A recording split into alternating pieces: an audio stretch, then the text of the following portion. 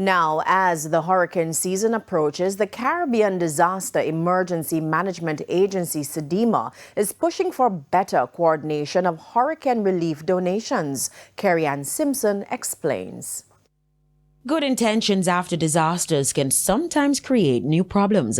That's the warning from the regional disaster response officials ahead of the 2026 Atlantic hurricane season. The Caribbean Disaster Emergency Management Agency, SEDEMA, and the International Organization of Migration, IOM, say uncoordinated donations often overwhelm already stretched disaster response systems.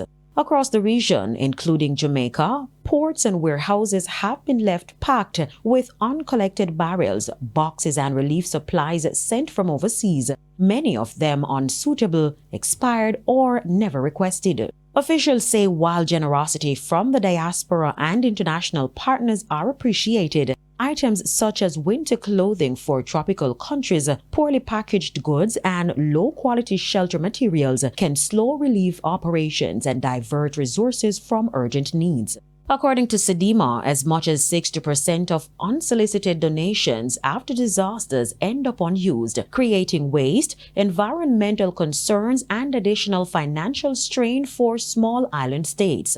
The warning comes as more than 2.6 million people across the Caribbean were affected by storms, floods, and volcanic activity between 2020 and 2025. SEDEMA and the IOM are now urging people to donate responsibly by following guidance from disaster agencies and prioritizing cash contributions, which allow countries to purchase exactly what is needed and support local economies.